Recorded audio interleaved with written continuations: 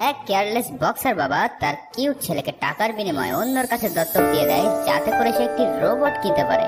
মুভিতে এমন একটি ফিচার দেখানো হয়েছে যেখানে রোবট বক্সিং অনেক জনপ্রিয়, কিন্তু ঘটনাক্রমে তার ছেলে এমন এক রোবট আবিষ্কার করে ফেলে যা রীতিমতো বক্সিং ওয়ার্ল্ড কাঁপিয়ে দেয়। আর শেষে এমন সকল ঘটনা ঘটতে থাকে যা তোমাকে পুরোই অবাক করে দেবে। এছাড়াও এই মুভিতে যে কিউট ছেলেটি রয়েছে তুমি তার মায়ায় পড়তে বাধ্য হবে। বলছিলাম 2011 সালে মুক্তিপ্রাপ্ত action sci fi sports movie real স্টিলের কথা। মুভিটি এক কথায় অসাধারণের উপর অসাধারণ, তাই ঝটপট রেডি হয়ে যাও পুরো এক্সপ্লেনেশনটি দেখার জন্য। আর লাস্ট ভিডিওতে তোমাদের সাপোর্ট ছিল এই মুভির মতনই অসাধারণ। যারা ইতিমধ্যে সাবস্ক্রাইব করে ফেলেছো তাদেরকে অনেক অনেক ধন্যবাদ, আর যারা এখনো করেনি তারা এই ভিডিওটিতে একটু সাবস্ক্রিপশন করে দিও। সেই সাথে এই ভিডিওতেও 10,000 লাইকের টার্গেট তোমাদের দিয়ে দিলাম। আমি জানি তোমরা তা অনায়াসেই করে দিতে পারবে। তো আর পেঁচাল না পেরে চলো শুরু করে দেই আমাদের আজকের এক্সপ্লেনেশন। মুভির শুরুতেই আমরা চার্লির সাথে পরিচয় হই। চার্লি ছিল একজন রিটায়ার্ড বক্সার, সেই সাথে সে একজন কেয়ারলেস বাবাও ছিল। সে প্রচুর ধার দেনা সাগরে ডুবে গিয়েছিল, কারণ সে পুরো সময়টা এই রোবট বক্সিং এ বাজি ধরে সময় পার করে দিত। যেমন পাওনাদার সোলাইমান সুবন যদি তাকে ফোন দিয়ে টাকা দেয় তো সে বলতো, হিরো আলম ভাই আমি দ্রুত টাকাটা দিয়ে দেবো। মানে কার কার কাছ থেকে টাকাটা নিয়েছে সেটাই তার এখন আর মনে নেই। কিন্তু এভাবে তো আর বেশি দিন চলতে পারে না, তাই তাকে যেভাবেই হোক টাকা ইনকাম করতে হবে। ফলে সে একটি জঘন্য বুদ্ধি করে যে তার রোবটকে মডেল বানিয়ে বাচ্চাদের সাথে তুলে তার বিনিময়ে $5 করে দেবে। বাচ্চারা হুকুম চালাক না, তারা $1 দিতে চায় না এই ভাঙাচোরা রোবটের সাথে ছবি তোলার জন্য। এরপর মুভির সিন চলে যায় একটি বুল ফাইটিং এর আস্তানায়। সেখানে চার্লিকে দেখা যায় রিকি নামে একটি লোকের সাথে বাজি ধরছে। রিকি বলে, যদি তোমার রোবট আমার বেস্ট ষাঁড়ের সাথে ফাইট করে জিততে পারে তাহলে আমি তোমাকে $20,000 দেবো। এমন লোভনীয় অফার শুনে চার্লি সাথে সাথে রাজি হয়ে যায় ফাইটের জন্য। বুল ভার্সেস রোবটের ফাইট শুরু হয়। প্রথমে চার্লির রোবট বুলটিকে তুলে আছাড় মারে আর বিশাল এক আপার কাট দিয়ে ভূপাতিত করে দেয়। এত সহজেই জিতে যাচ্ছে রেখে চার্লির মন চলে যায় অন্য একটি মেয়ের দিকে, যে কিনা খেলা খুব উপভোগ করছিল। আর ঠিক তখনই সেই বুলটি অগোচরে ঘুরে এসে সজোরে আঘাত করে চার্লির রোবটের পায়ে, আর সেটা ভেঙে নিজের শিঙে করে নিয়ে চলে যায়। এরপর চার্লি মারাত্মক লেভেলের চেষ্টা করতে থাকে বাছাড়াই রোবটটি দিয়ে ফাইটে জেতার জন্য। কিন্তু মশা দিয়ে কি আর হাতি মারা যায়? কিছুক্ষণের মধ্যেই সেই রোবটটি একটি লক্ষ লোহার স্তূপে পরিণত হয়। বাজিতে হেরে গেছে দেখে চার্লি তখনই সেখান থেকে ফুরুত হয়ে যাওয়ার চেষ্টা করে। তখন দুজন লোক তার পিছে দৌড়াতে থাকে, আর চার্লি মনে করে এরা হয়তো টাকার জন্য এখানে এসেছে। কথা বলার আগে সে একটি ঘুষি বসিয়ে দেয় একটা লোকের মুখে, আর তখন সে জানতে পারে এই লোকগুলো আসলে টাকা চাওয়ার জন্য আসেনি, বরং তাকে জানাতে এসেছে তার স্ত্রী মারা গেছে। সেই সাথে তার ছেলে কোর্টে রয়েছে, কারণ তার খালা তাকে দত্তক নিতে চায়। ঠিকই তো আছে, এমন বাপ যে কিনা স্ত্রী মারার খবর পর্যন্ত জানে না, তার কাছে ছেলে রাখা মোটেও সুবিধার নয়। এই কথা শুনে চার্লি কোর্টে যায় তার ছেলেকে অ্যাডাপশন দেওয়ার জন্য। সেখানে গিয়ে সে বুঝতে পারে তার ভাইরা ভাই অত্যাধিক লেভেলের ধনী, আর তখনই সে তার কাছ থেকে টাকা খাওয়ার ধান্দা করে। তার ভাইরা ভাইকে বুঝিয়ে বলে, ভাই তুমি আমার ছেলেকে নিতে পারবা যদি আমাকে $1,00,000 দাও। বড়লোক ভাইরা ভাইয়ের আর কোনো ছেলে পেলে না থাকার কারণে সে সাথে সাথেই টাকা দিতে রাজি হয়ে যায়। এরপর চার্লি চলে আসে তার গার্লফ্রেন্ড বেইলির আস্তানায়। সেখানে দেখা যায় চার্লি তার ভাঙা রোবটটি তাকে দিয়েছে ঠিক করার জন্য। বেইলি আসলে রোবটের মেকানিক ছিল, আর চার্লি যতবারই এরকম ভাঙা রোবট নিয়ে আসে ততবারই সে ঠিক করে দেয়। এছাড়াও চার্লি তার কাছ থেকে মেলা টাকা ধার নিয়েছিল, আর এসব বিষয় নিয়ে বেইলি অনেক ফ্রাস্ট্রেটেড। কিছুক্ষণের মধ্যেই তার ভাইরা ভাই তার ছেলেকে নিয়ে সেখানে উপস্থিত হয়, আর তাকে পাওনা $50,000 অ্যাডভান্স দিয়ে দেয়। সেই সাথে তার ছেলেকে রেখে যায় সামারের আগ পর্যন্ত তার সাথে থাকার জন্য। এখানে আমরা সেই কিউট ছেলেটির সাথে পরিচিত হই যার নাম ম্যাক্স। ছেলে তার বাবার এমন ন্যাক্কারজনক ঘটনার প্রতিবাদ জানিয়ে বলে, মাত্র কয়েক $1,000 জন্য তুমি আমাকে বিক্রি করে দিলে। চার্লি বলে, বাবুরে তোমাকে পোষার মতন সময় এবং অর্থ আমার কাছে নেই। তোমার খালা খালু অনেক রিচ, তাই তাদের কাছে থাকলে তুমি অনেক সুন্দর জীবনযাপন করতে পারবে। এরপর ম্যাক্সকে নিয়ে চার্লি তার ডেরায় প্রবেশ করে, আর সেখানে গিয়ে সেই বক্সটি খুলতে দেখতে পাওয়া যায় একটি জাপানি রোবটকে যার নাম নয়জি বয়। ছেলেকে বিক্রি করে এই রোবটটি তার বাবা কিনেছিল। তার ছেলে ম্যাক্সের আবার এইসব রোবটের প্রতি অনেক ফ্যাসিনেশন। সেই রোবটটি দেখে অনেক খুশি হয়ে যায়, আর চার্লি তখন রোবটটিকে ভয়েস কমান্ড দিয়ে টেস্ট করতে থাকে। কিন্তু রোবটটি রোবটের মতোই ঠায় দাঁড়িয়ে থাকে। এটা দেখে চার্লি অনেক রাগারাগি করতে থাকে যে তাকে ভুলভাল জিনিস দিয়ে দিয়েছে। তখন তার কাছ থেকে ভয়েস কন্ট্রোলটি ম্যাক্স নিয়ে একটি জাপানিজ ভাষায় কমান্ড দেয়, আর ঠিক তখনই রোবটটি ঘুষাঘুষি শুরু করে দেয়। এটা দেখে তো তার বাপ পুরোই অবাক, আরে ছেলে তো জিনিয়াস, এসব জাপানিজ ভাষা সে শিখলো কিভাবে? ম্যাক্স তখন জানায়, আমি জাপানিজ গেম খেলতে খেলতে এইসব ভাষাগুলো শিখে ফেলেছি। তখন তারা বুঝতে পারে এই রোবটটির ডিফল্ট ল্যাঙ্গুয়েজ ছিল জাপানিজ, তাই বেইলি রোবটটির ডিফল্ট সেটিংস ইংলিশ করে দেয় আর তখন রোবটটি ইংলিশ কমান্ড ফলো করতে থাকে। চার্লি তখন রোবটটিকে নিয়ে দ্রুতই ফাইট করার জন্য বেরিয়ে পড়ে, কিন্তু তার ছেলে বলে আমাকে না নিয়ে গেলে গাড়ির চাবি আমি নালায় ফেলে দেবো। চার্লি তো কোনোভাবেই তাকে নিতে চায় না, কিন্তু আর কোনো উপায় না পেয়ে ছেলের ব্ল্যাকমেলের কাছে তাকে পরাজিত হয়ে যেতে হয়। এরপর তারা সেই নয়জি বয়কে নিয়ে একটি ফাইট ক্লাবে প্রবেশ করে আর সেখানে চার্লি তাকে বলে আমরা এখানকার চ্যাম্পিয়নের সাথে ফাইট করতে চাই। তখন ম্যাক্স জানায় আরে তুমি আগেই কেন চ্যাম্পিয়নের সাথে ফাইট করবে, আগে তুমি আন্ডার কার্ডে যারা রয়েছে তাদের সাথে ফাইট করো, এতে করে তোমার জেতার সম্ভাবনা অনেক বেশি থাকবে, হোক না অল্প আয়, কিন্তু সেটা নিশ্চিত হবে। ছেলের কথা বাপের কানে যায় না, কারণ এসব $100-200 তার কিছুই হবে না। তাই সে সিদ্ধান্ত নিয়ে ফেলে চ্যাম্পিয়নের সাথে ফাইট করে $20,000 জিতবে। অবশেষে এই ফাইট ক্লাবের চ্যাম্পিয়ন মাইডিসের সাথে তাদের ফাইট শুরু হয়ে যায়। প্রথম দিকে চার্লির রোবট মাইডিসকে বেদম মারতে থাকে, সবকিছু ঠিকঠাক মতোই চলছিল, কিন্তু চার্লির ওভার কনফিডেন্টের কারণে কিছুক্ষণ পর থেকেই তার রোবট পাল্টা মার খাওয়া শুরু করে। চার্লি রোবটটিকে কন্ট্রোল করতে চায়, কিন্তু সেটা এখনো পর্যন্ত জানি না যে কোন বাটনে টিপ দিলে রোবটটি কোন ফাইট মোডটি অ্যাক্টিভ হবে। পরে মাইডিস তাকে এমন ধোলাই দেয় যে পুরো একটি হাত ভেঙে ফেলে আর সেখান থেকে প্রাণ ম্যাঙ্গো জুস বের করে দেয়। কি আর করা, এরপর সে ভাঙাচোরা রোবটটি নিয়ে তারা বসে থাকে আর ম্যাক্স তাকে বলে তুমি আগে প্র্যাকটিস না করে কেন অত বড় ফাইট নিতে গেলে। এত পাকনা কথা শুনে তার বাপের মেজাজ খারাপ হয়ে যায় আর বলে চুপচাপ গাড়িতে উঠে পড়ো। এরপর তারা একটি রোবটের গার্বেজ ডাম্পে যায়, মানে তোমরা সেটাকে ময়লার ডাম্প বলতে পারো। সেখানে তারা পুরাতন ভাঙাচোরা লোহা লক্কর ও রোবটের পার্টস গুলো টোকাইয়ের মতন খুঁজতে থাকে। যদি সেখান থেকে ফ্রিতে কোনো একটি পার্টস পাওয়া যায় তাহলে তারা আবার একটি রোবটকে কাজে লাগাতে পারবে। এসব খুঁজতে খুঁজতে ম্যাক্স একটি খাদের কিনারায় এসে পড়ে আর তখন তার বাবা সতর্ক করার আগেই এই মাটি ভেঙে ম্যাক্স নিচের দিকে পড়ে যায়। একদম গর্তে পড়ার আগ মুহূর্তে একটি লোহার বস্তুর সাথে ম্যাক্স আটকে যায় আর ঝুলতে থাকে। ম্যাক্স তার বাবাকে ডাকতে থাকে আর তখনই চার্লি সেখানে উপস্থিত হয়, তাকে রেস্কিউ করে। এই ফাঁকে বাপ বেটার মধ্যে একটা কোলাকুলিও হয়ে যায়। তখন ম্যাক্স একটি রোবটের মাথা আবিষ্কার করে যেটা মাটিতে পোতা ছিল। এই রোবটটি তার প্রাণ বাঁচিয়েছে দেখে ম্যাক্স এই রোবটটিকে তার সাথে নিতে চায়, কিন্তু তার বাবা ভাঙ্গি মাল হিসেবে এই মালটা নিতে চায় না আর বলে যদি নিতেই চাও তাহলে নিজে খুঁড়ে বের করে নিয়ে আসো। তখন ম্যাক্স সেই ভাঙ্গি রোবটটিকে সারা রাত ধরে খুঁড়তে থাকে আর সকালবেলা নিয়ে আসে তার বাবার কাছে। পরে তারা চলে যায় বেইলির আস্তানায়। বেইলি তো খুব রাত কেন এই জাপানিজ রোবটটিকে ভেঙে চুরে নিয়ে এসেছে। তখন ম্যাক্স সেই ভাঙ্গি রোবটটিকে দেয় ঠিক করার জন্য। বেইলি সেটা দেখে বলে এটা অনেক পুরাতন মডেলের একটি রোবট, আর একটু করে সে এর পিছনে গাড়ির মেকানিকের মতন দুটো গুঁতো দিতেই রোবটটি চালু হয়ে যায়। মজার ব্যাপার হচ্ছে এই রোবটটি সামনে থাকা মানুষকে স্ক্যান করে ঠিক তার মতন মুভমেন্ট করতে পারত, যাকে বলে শ্যাডো ফাংশনাল রোবট। এটা দেখে বেইলি বলে এই যুগে এমন ম্যানুয়াল রোবট সত্যিই অনেক রেয়ার। ম্যাক্স যেরকম করতে থাকে রোবটটিও তাকে ফলো করে তাই করতে থাকে। বিষয়টা দেখে ম্যাক্সের অনেক ভালো লাগে আর বেইলি তাকে একটি রিমোট কন্ট্রোল সেট করে দেয় যাতে রিমোট দিয়ে সেই রোবটটিকে চালাতে পারে। এরপর ম্যাক্স রোবটটিকে পানি দিয়ে পরিষ্কার করলে তার বুকের কাছে একটি নাম দেখতে পায়। রোবটটির নাম ছিল অ্যাটম। ধোয়া মোছা শেষ করে রোবটটিকে নিয়ে হাজির হয়ে যায় তার বাবার সামনে আর বলে রোবটটি দিয়ে আমি এখন ফাইট করতে চাই। চার্লি বলে রোবটটি 2014 সালের সেকেন্ড জেনারেশনের রোবট আর এই জেনারেশনের রোবটের কাছে সে 1 মিনিটও দাঁড়াতে পারবে না। এটা দিয়ে খালি তুমি হাই হ্যালোই বলতে পারবা, কিন্তু এটা কখনোই ফাইট করতে পারবে না। কিন্তু ম্যাক্স অনেক কনফিডেন্ট যে রোবট দিয়ে সে ফাইট করতে পারবে। আর এদিকে চার্লির হাতে আর কোনো রোবট না থাকার কারণে সেই বিষয়টিতে রাজি হয়ে যায়। ম্যাক্স ইতিমধ্যে এই রোবটটির মায়ায় পড়ে যায়। এটা তার জীবন বাঁচিয়েছে আর দ্বিতীয়ত এটা সকল মুভমেন্ট ফলো করতে পারে। তখন ম্যাক্স অ্যাটমকে নিয়ে রাস্তায় হাঁটতে বের হয়। ম্যাক্সের মনে হয় অ্যাটম তার সাথে কথা বলতে পারে কিংবা তার মনের কথা বুঝতে পারে। অ্যাটমকে নিজের বন্ধু হিসেবে মেনে নিয়ে সে সারা রাত মজা করতে থাকে। এরপর ম্যাক্স আর চার্লি মিলে একটি বক্সিং ফাইট চ্যাম্পিয়নশিপ দেখতে যায়, যেখানে চার্লির লক্ষ্য থাকে অ্যাটমের জন্য কোনো একটি স্পন্সরশিপ পাওয়া যায় কিনা সেটা খোঁজার জন্য। সেখানে গিয়ে ম্যাক্স দেখতে পায় এই পৃথিবীর সবচেয়ে ভয়ঙ্কর এবং নাম্বার 1 বক্সিং রোবট জিউসকে, যাকে কিনা রোবট বক্সিং এর ফ্লোয়েড মেওয়েদার বলা হয়। এখনো পর্যন্ত কোনো রোবট তাকে হারাতে পারেনি। ম্যাক্স তার খুবই বড় একজন ফ্যান আর সামনাসামনি তাকে দেখার সুযোগ পেয়ে তো সে ভীষণ খুশি। এদিকে চার্লি তার বন্ধুর কাছে গিয়ে হেল্প চায়, কিন্তু তার বন্ধু জানিয়ে যায় যে তোমার বিগত দিনের রিপোর্ট খুবই খারাপ এবং কোনো ম্যাচে তুমি জিততে পারোনি, তাই তোমার রোবটের পিছনে টাকা ইনভেস্ট করা মানে তার জলে ফেলে দেওয়া। ফলে সেখান থেকে তাকে নিরাশ হয়ে আবারও ফিরে আসতে হয়।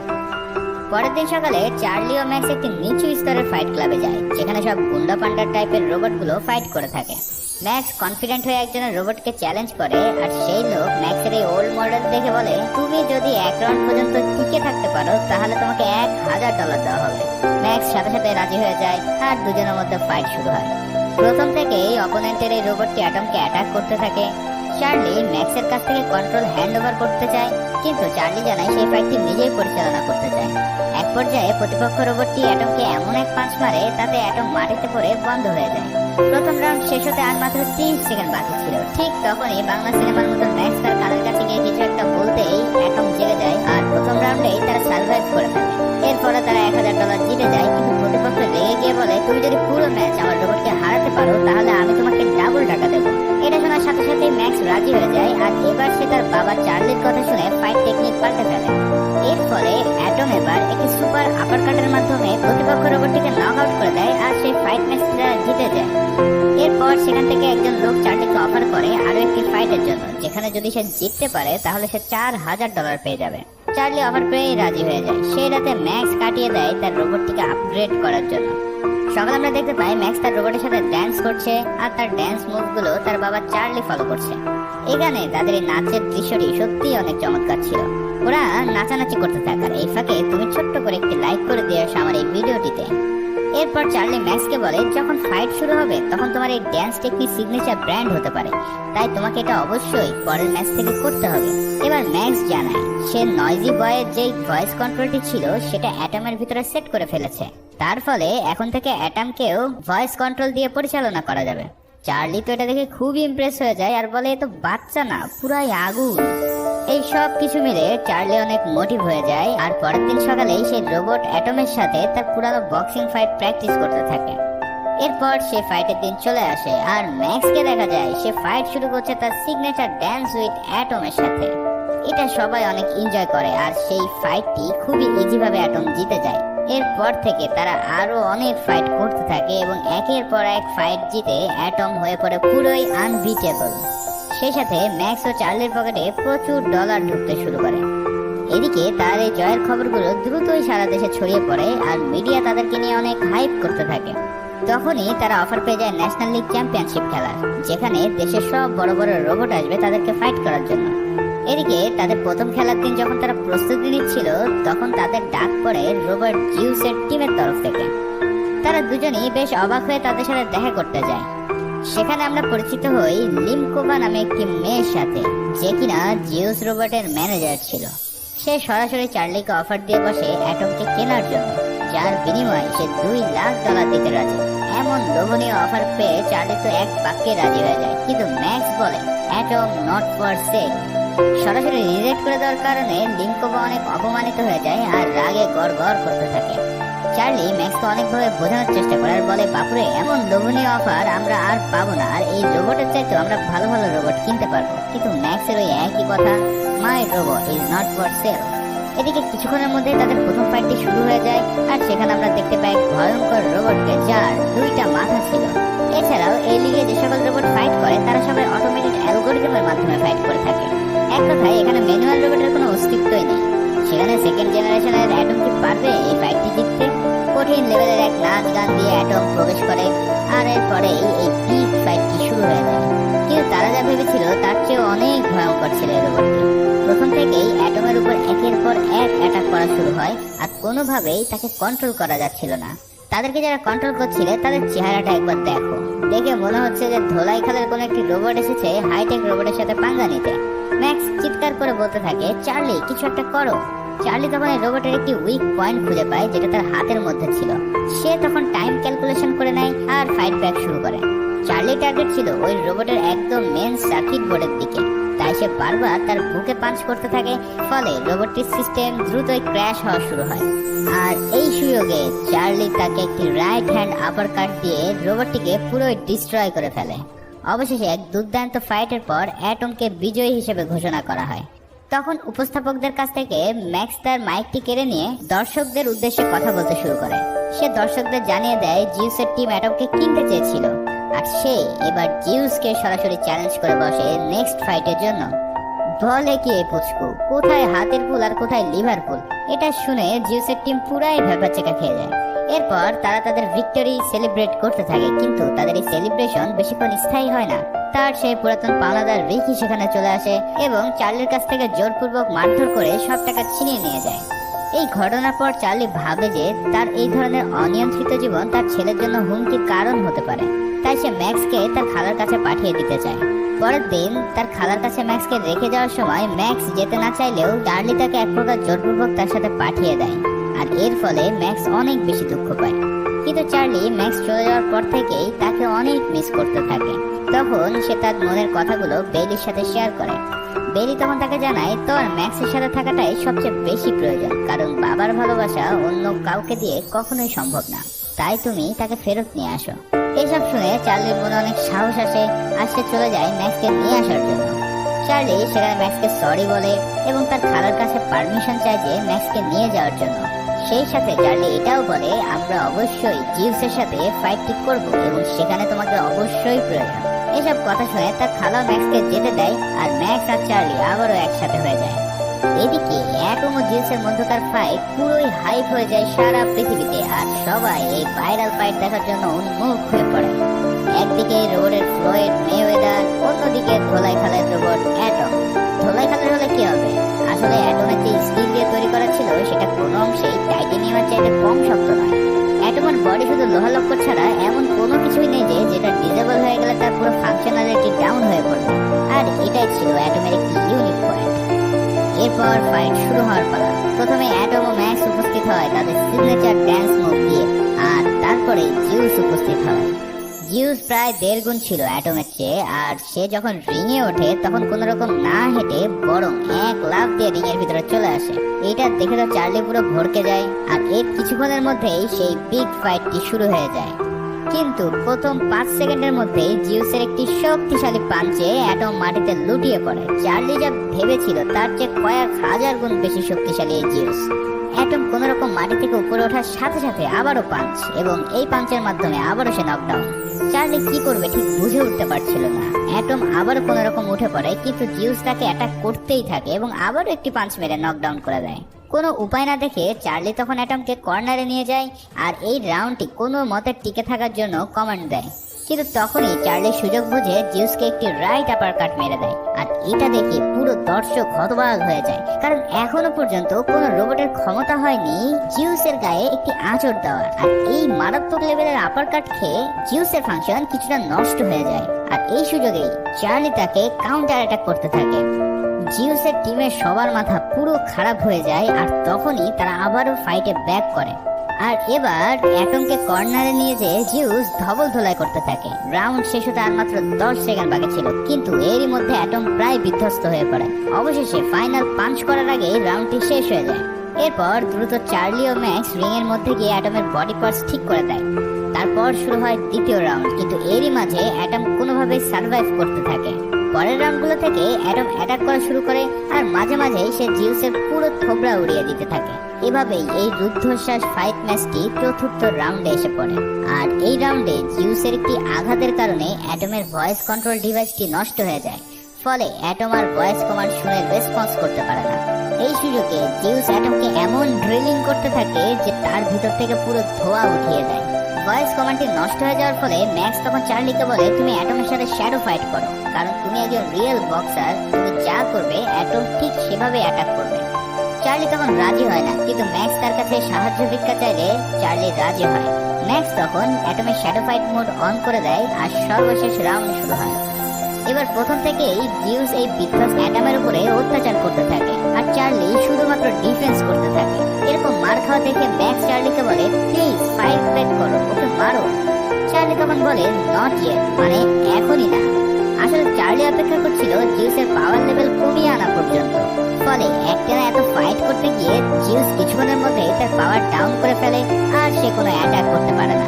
ঠিক তখনই চার্লি বলে এইবার সময় এসেছে ফাইট ব্যাক করার, আর এরপরে সে ফাইট করা শুরু করে দেয়। চার্লি এবার নিজের বক্সিং খেলার মতন পাঞ্চিং করতে থাকে, আর সেটা দেখে অ্যাটম সে পাঞ্চ এবং মুভ ফলো করতে থাকে। বিশ্বাস করো, এই মুভির স্ক্রিপ্টটি লিখতে আমার 2 দিনেরও বেশি সময় লেগেছে, কারণ এই মুভির সিনগুলো এত ইমোশনাল এবং এত আনন্দের ছিল যে আমি বারবার স্ক্রিপ্ট লেখাগুলো ফেলে শুধু সিনগুলোই দেখছিলাম। সেই সাথে এই মুভির যে ব্যাকগ্রাউন্ড মিউজিক ছিল, উফ, জাস্ট ওয়াও। তাই তোমাদের সবাইকে রিকমেন্ড করব পুরো মুভিটি একবার হলেও প্লিজ দেখে নিও। কথা দিচ্ছে মুভিটি দেখার পর তুমি আনন্দে কাঁদতে বাধ্য হবে। চার্লির পারফরমেন্স দেখে ম্যাক্স আনন্দে কেঁদে ফেলে, আর চার্লি তার নিজের সব অভিজ্ঞতা দিয়ে একের পর এক আপার কাট, জ্যাব, বডি শট দিয়ে পুরো ডিস্ট্রয় করে দিতে থাকে। এইসব দেখে জিউসের টিমের প্রধান এসে ম্যানুয়ালি অপারেট করা শুরু করে, কিন্তু তাতে খুব একটা বেশি ফল আসে না, কারণ অপর প্রান্তে রয়েছে চ্যাম্পিয়ন চার্লি। আর সর্বশেষ একটি অ্যাটমিক আপার কাট দিয়ে প্রথমবারের মতন জিউসকে নকডাউন করে দিতে সক্ষম হয় অ্যাটম। তবে কিছুক্ষণের মধ্যে জিউস আবার উঠে দাঁড়াতে সক্ষম হয়, কিন্তু অ্যাটম আবারও জিউসকে অ্যাটাক করতে থাকে, আর এরই মধ্যে ফাইনাল বেল বেজে ওঠে। এমন পারফরমেন্স দেখে পুরো স্টেডিয়াম অ্যাটম অ্যাটম বলে চিল্লাতে থাকে। কিছুক্ষণের মধ্যেই ফাইনাল রেজাল্ট চলে আসে এবং আকস্মিকভাবে এই ম্যাচটি জাজদের বিচারে জিতে যায় জিউস। এটা পুরো স্টেডিয়ামের দর্শক বিন্দু মাত্র বিচলিত হয় না, কারণ তাদের চোখে রিয়েল চ্যাম্পিয়ন হচ্ছে অ্যাটম। অ্যাটম সবার মন জয় করে নিয়েছিল এবং তারা অ্যাটমকে চ্যাম্পিয়ন হিসেবে মেনে নিয়েছিল। আর এই সুন্দর একটি মুহূর্ত দিয়ে মুভিটি এখানেই শেষ হয়। তো বন্ধুরা, আশা করি তোমাদের এই মুভি এক্সপ্লেনেশনটি অনেক ভালো লেগেছে, আর আরো ভালো লাগবে যদি তোমরা এই পুরো মুভিটি একবার দেখে থাকো। তাই আমার হাইলি রিকমেন্ডেশন রইল মুভিটি একবার হলেও দেখো। আর এই এক্সপ্লেন ভিডিওটি যদি তোমার ভালো লেগে থাকে, একটি লাইক ও একটি সাবস্ক্রিপশন করার কথা ভুলো না কিন্তু। পরবর্তী ভিডিওতে আবার দেখা হচ্ছে, সে পর্যন্ত সবাই ভালো থাকো, সুস্থ থাকো, ধন্যবাদ।